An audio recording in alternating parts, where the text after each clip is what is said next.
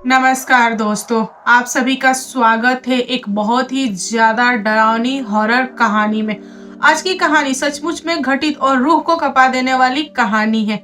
आज मैं आप लोग के साथ शेयर करने वाली हूँ एक ऐसी भूत की कहानी जिसके बारे में बहुत कम लोग जानते हैं और वह आत्मा इस कदर इंसानों को परेशान की कि इंसान भी बौखला उठे।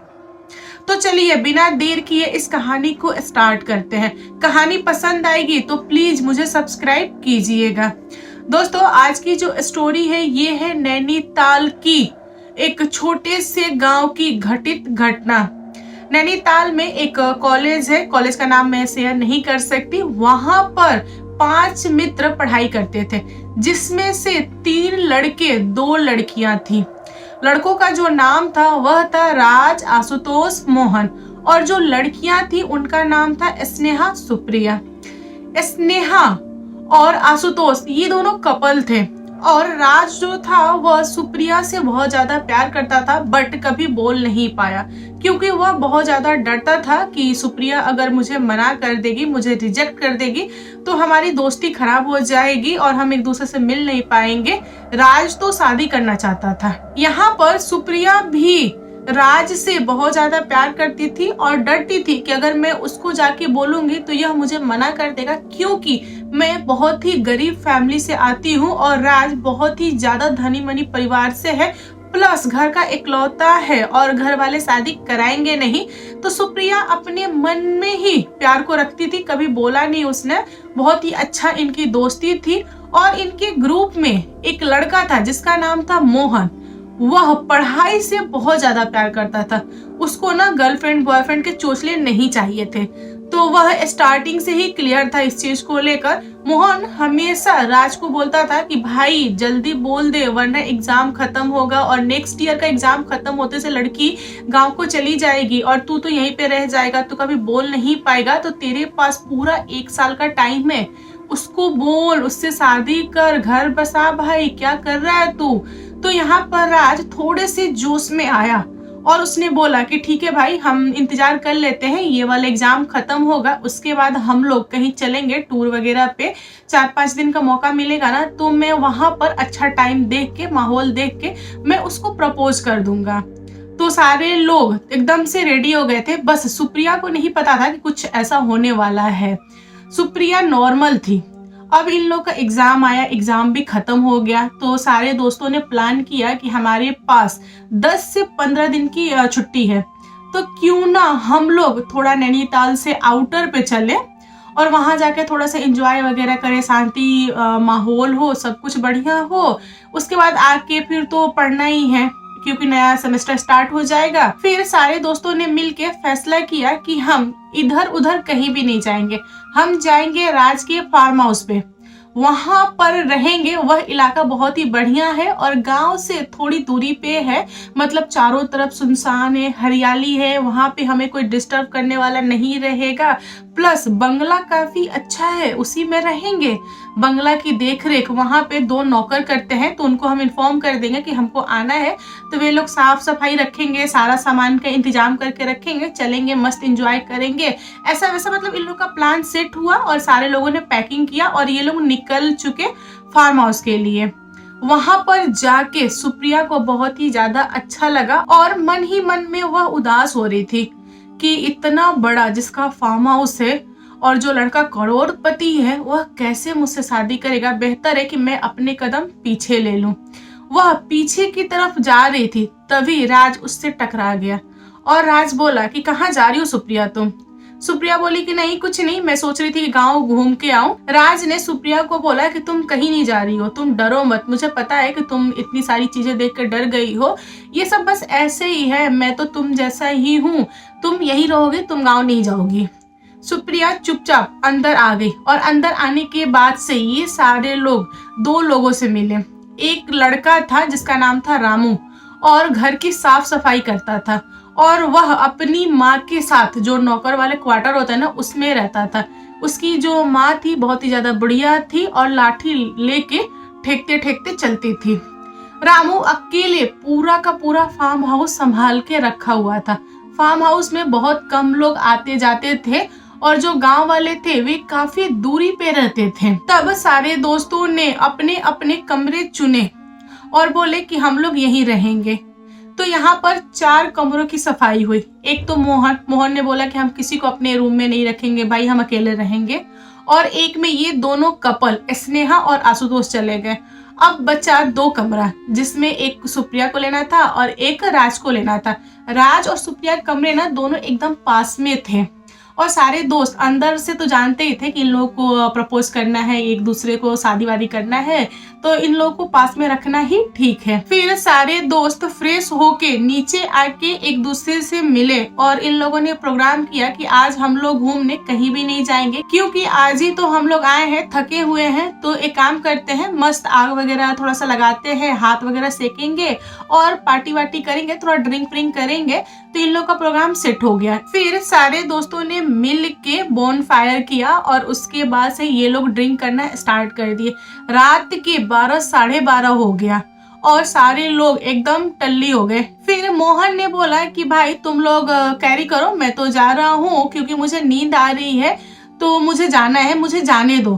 तो बाकी दोस्त बोले कि भाई बैठना बैठना, लेकिन मोहन माना नहीं। वो तो अपने कमरे में आ गया और आके सो गया। अब ऊपर चारों लोग मिलके पार्टी कर रहे थे। 1-1.5 घंटे बाद बहुत भयानक तेज की आवाज आई और सारे लोग घबरा गए, घबरा के उठे और लड़खड़ाते हुए मोहन के कमरे में आ गए। और उन लोगों ने देखा कि यहाँ का माहौल एकदम से चेंज है। घर की सारी सामानें बिखरी पड़ी है और मोहन को ये लोग ढूंढने लगे। चारों तरफ देख लिए, बाथरूम में देख लिए, अलमीरा में देख लिए, इधर उधर गेट के पीछे हर तरफ देखे, लेकिन कहीं भी मोहन नजर नहीं आया। तभी सुप्रिया ने बेड के नीचे झांका तो उसने देखा कि मोहन बेड के नीचे पड़ा है। अब सुप्रिया की चीख निकल गई और सारे लोग झुक के एकदम बेड के नीचे देखे। तब उन लोगों के भी पसीने छूट गए। उन लोगों ने क्या किया कि रामू को चिल्लाया, रामू रामू। रामू दौड़ता हुआ आया और बोला, जी साहब आपने बुलाया? तब राज ने बोला कि इनको निकालो अंदर से भाई। जब मोहन को निकाला गया, सबके रोंगटे खड़े और सब एक दूसरे को देख रहे हैं, पसीने से लथपथ हैं, बट इनके मुंह से कुछ आवाज नहीं आ रही है। मोहन की जो हालत थी एकदम बदतर थी। मोहन की बॉडी में प्राण नहीं था और उसकी जो बॉडी थी ना, वो एकदम यूं हो गई थी, पतली, और पूरा का पूरा शरीर नीला पड़ गया था। मात्र 1 से 1.5 घंटे में ऐसा क्या हो गया कि मोहन इस टाइप का हो गया। एक होता है ना कि बिजली के करंट वरेंट भी लगते हैं तो थोड़ा बॉडी नीला वला पड़ जाता है, ब्लड सारा चूस लिया जाता है, मतलब कुछ इस टाइप का माहौल था। बट घर में लाइट जल रही थी, बस सामान बिखरा हुआ था और कुछ भी नहीं था। और जो लड़का बहुत ज्यादा हेल्दी था, मोटा तगड़ा था, ताजा था, वह मुरझाया, छोटा सा पतला सा हो गया था। उसके शरीर में एक बूंद ब्लड नहीं, चेहरे भी एकदम सूख गए थे, एकदम हड्डी हड्डी दिखाई दे रहा था। अब सारे लोग डर के मारे उसको छोड़ के बाहर निकले और नीचे हॉल में इकट्ठा होके बोले कि अब क्या किया जाए। अब मोहन के घर वाले हमसे पूछेंगे और पुलिस केस वगैरह होगा तो हम सब फंसेंगे और हमारे पास कोई उपाय नहीं है, कैसे बचा जाए, क्या किया जाए बताओ। अब यहाँ पर कोई कुछ नहीं बोल रहा है। तभी रामू बोल पड़ा कि भैया एक उपाय दूं क्या मैं? तो राज ने पूछा, हाँ बोलो क्या कहना चाह रहे हो? इनको हम लोग मिट्टी खोद के नीचे डाल देते हैं, किसको पता चलेगा, आप लोग बोल देना कि हमारे साथ तो आए नहीं है। राज को ना थोड़ी सी राहत मिली, अंदर से तो बहुत तकलीफ में था कि मेरा दोस्त है जो कि दुनिया छोड़ गया और रीजन पता नहीं है कैसे क्या हुआ, लेकिन पुलिस से बचने के लिए, बाकी चीजें बचाने के लिए, अपनी गर्लफ्रेंड को बचाने के लिए उसने बोला कि ठीक है ये काम कर देते हैं। तभी आशुतोष बोल पड़ा कि पुलिस ढूंढ लेगी, मिट्टी खोद के भी निकाल लेगी भाई, तो ये सब मत कर।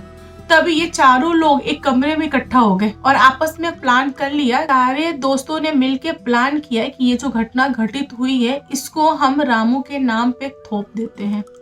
रामू के आगे पीछे कोई नहीं है, रामू की माँ है, बुढ़िया है, तो बुढ़िया के बात पे कौन यकीन करेगा? बुढ़िया तो आधे से अधिक चीजें भूल जाती है और रामू को अगर हम लोग मिलके फंसाएंगे, मिलके बोलेंगे तो हम सारे लोग बच जाएंगे। अब प्लस रामू की बात पे कोई यकीन नहीं करेगा।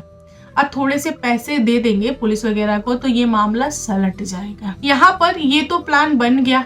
अब आशुतोष अपना फोन ढूंढ रहा है कि भाई फोन मिले तो मैं पुलिस को बुलाऊं और मैं उसको इन्फॉर्म करूं और अपना पल्ला झाड़ लूं, लेकिन फोन नहीं मिल रहा है।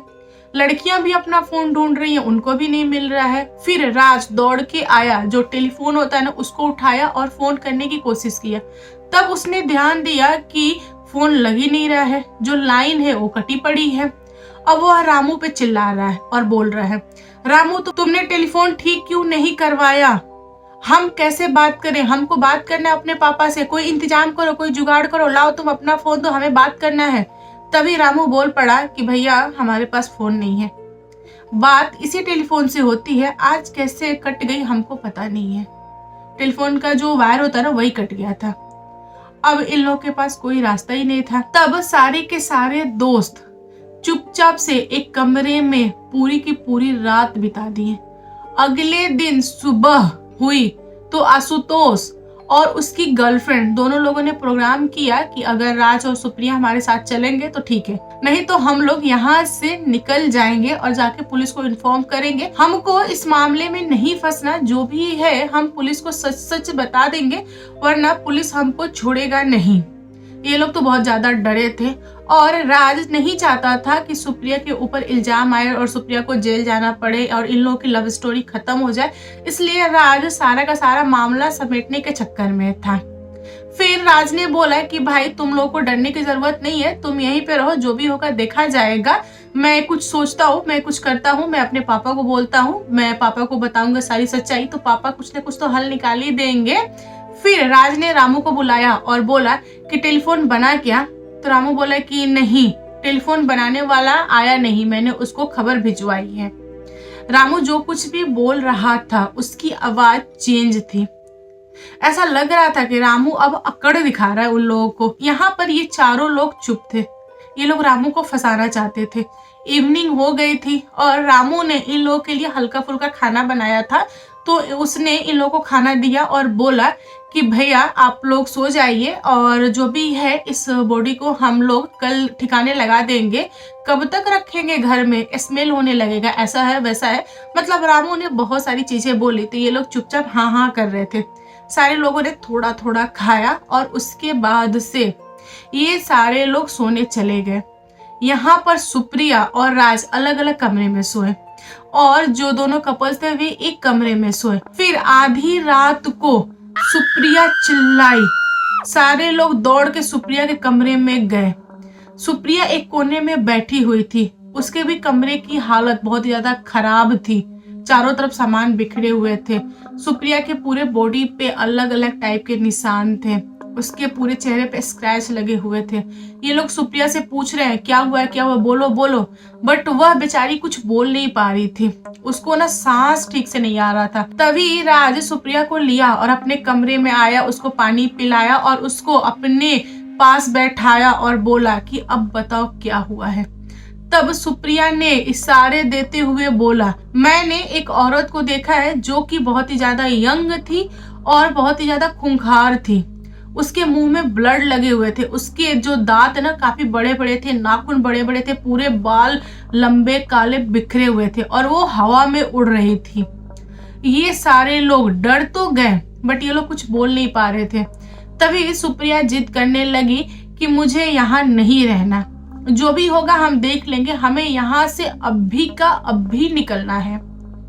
अब ये सारे लोग अपना सामान छोड़ दिए, केवल फोन उठाए और ये लोग धीरे धीरे गेट के तरफ बढ़े और गेट खोलने की कोशिश किए। गेट तो खुल नहीं रहा। ये लोग बहुत ही ज्यादा कोशिश किए कि गेट खुल जाए, गेट टूट जाए, बट गेट ना ही टूटा ना ही खुला, गेट टस से मस नहीं हुआ। तब इन लोगों ने रामू को आवाज लगाई। रामू दौड़ते हुए आया और बोला कि जी मालिक। तभी राज ने बोला कि रामू गेट खोलो, हमको बाहर जाना है। तो रामू बोला कि नहीं मालिक, अभी कहाँ जाइएगा, चाबी पता नहीं कहाँ मैंने रख दिया है, मुझे मालूम नहीं है, सो जाइए, आपका समय आएगा तो आप भी चले जाइएगा। तो राज ने पूछा, आपका मतलब क्या है? क्या कह रहे हो? मतलब क्या है तुम्हारा? तभी रामू ने बोला कि मालिक, चाबी कहाँ है मुझे नहीं पता, आप जाइए और सो जाइए। आपको जहां भी जाना होगा आप अपने आप पहुंच जाएंगे, आपको टेंशन लेने की जरूरत नहीं है, मैं हूं ना, मैं सब संभाल लूंगा। तो राज ने रामू को डांटते हुए बोला कि मुझे कुछ भी नहीं पता, तुमको गेट खोलना है मतलब खोलना है और हमें अभी का अभी जाना है, गेट खोलो। दोस्तों, राज के बार बार कहने के बावजूद भी रामू गेट नहीं खोल रहा था, बहुत ज्यादा ड्रामा कर रहा था। तभी राज गुस्से में 2-3 चाटे रामू को मार देता है। रामू पूरा तिलमिला उठा और उसने बोला कि जो कुछ भी तुम्हारे दोस्त के साथ हुआ है वह सब कुछ भी तुम चारों के साथ होगा, तुम काहे घबरा रहे हो? तुमने मुझे मारा? मुझे? तुम लोग जानते हो मैं कौन हूँ? तो राज ने बोला कि कौन है तू, बता। तूने किया ना सब कुछ और हम लोग सोच रहे कि तुम्हारा नाम डाले, तुमको फंसाए।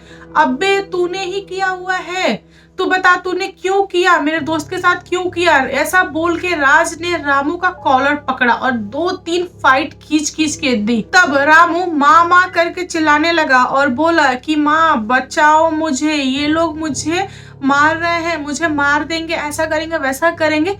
तभी पीछे से एक बहुत ही भयानक आवाज आई और सारे लोग पीछे मुड़ के देखे। तब उन लोगों ने देखा कि जो बुढ़िया थी लाठी से ठेगती हुई आ रही थी, वह बुढ़िया अचानक से एक बहुत ही सुंदर औरत में बदल गई और उसके काफी लंबे लंबे बाल, नाखून पूरे बड़े बड़े, दांत आगे निकले हुए।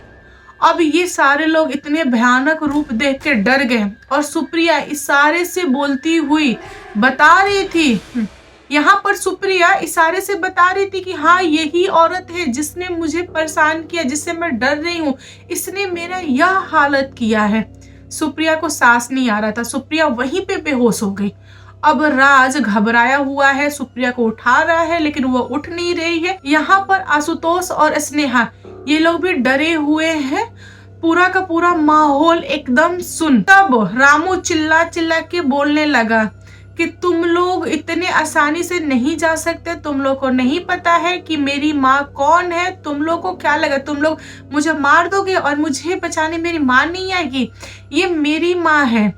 यहाँ पर आशुतोष और स्नेहा दोनों लोग हाथ जोड़ के बोले कि रामू तू अपनी माँ को शांत करा और हमें जाने दे, तुझे जो कुछ भी चाहिए हमसे ले लेना, हम तुम्हें पैसा देंगे, बहुत सारा धन देंगे, गाड़ी तुमको चाहिए ना, तुमको गाड़ी पसंद है ना मेरी, तुम रख लो, बट हमें जाने दो। यहाँ पर रामू बोला कि नहीं, मुझे कुछ नहीं चाहिए, तुम लोगों को मारना ही हमारा एकमात्र मकसद है। यहाँ पर राज बोला कि ऐसा क्यों कर रहा है भाई, गलती से मैंने हाथ छोड़ दिया, माफ कर देना, अपनी माँ को रोक, ये तेरी माँ है ना, तेरी बात मान लेगी ना। तब तीनों दोस्त हाथ जोड़ के उस औरत के सामने बोल रहे हैं कि प्लीज हमें जाने दीजिए, हमने आपका कुछ भी नहीं बिगाड़ा है, हमें मत रोकिए, आप ऐसा क्यों कर रहे हो, हमें जाने दो। तब उस औरत ने बोला कि मैं कोई नॉर्मल औरत नहीं हूँ, मुझे नॉर्मल समझने की भूल मत करना, मैं एक डाकिन हूँ। डाकिन उसे कहा जाता है जो औरतें डायन होती हैं और वो भी खून पीने वाली डायन को डाकिन बोलते हैं। डाकिन 2 तरह की होती हैं, एक तो ब्लड पीती है, दूसरा मांस खाती हैं। ये जो डाकिन थी वह ब्लड पीती थी और वो भी ब्लड पीने के बाद से एकदम यंग हो जाती थी। होता है ना कि एक यंग लड़की का ब्लड ले लिया, ब्लड पी लिया, तो उसकी अंदर जितनी भी एनर्जी थी, चीजें थी, वो सब डाकिन के अंदर आ जाती थी और डाकिन और भी ज्यादा यंग दिखने लगती थी। अब इन सारे लोगों को डाकिन का तो राज पता चल गया था। ये लोग गेट की तरफ भाग रहे थे और जो डाकिन थी वह उड़ती हुई सबको पकड़ रही थी, उठा उठा के पटक रही थी और बोल रही थी कि नहीं, तुम लोग मेरे चुंगल से नहीं बच पाओगे, मैं तुम सबका ब्लड पी जाऊंगी और मैं और भी ज्यादा जवान हो जाऊंगी और मेरे अंदर बहुत सारी शक्तियां आ जाएंगी, मैंने जितनी भी विद्या ली है उसमें मैं और भी महारथी बन जाऊंगी, मैं किसी को नहीं छोड़ूंगी। और वो हंसी जा रही थी। उस डाकिन की वजह से सारे के सारे लोग इतने चोटिल हो गए थे कि उनके अंदर हिम्मत नहीं थी कि वे लोग उठ के खड़े हो सके। यहाँ पर आशुतोष को उसके दादा की बताई हुई एक बात याद आ गई कि अगर आपका सामना किसी भी भूत प्रेत या आत्मा या किसी के भी साथ हो तो हनुमान चालीसा पढ़ना चाहिए। उससे क्या होता है कि जो आत्माएं होती हैं वो आपसे डिस्टेंस बना लेती हैं। तो यहाँ पर आशुतोष तो पंडित घर से था, तो उसने क्या किया कि हनुमान चालीसा पढ़ना स्टार्ट कर दिया। डाकिनी के कान में जैसे ही हनुमान चालीसा गया, डाकिनी एकदम से बौखला गई और पीछे हटने लगी। अब यहाँ पर तीनों लोगों को पता चल गया था कि डाकिनी से बचने का एकमात्र उपाय हनुमान चालीसा है।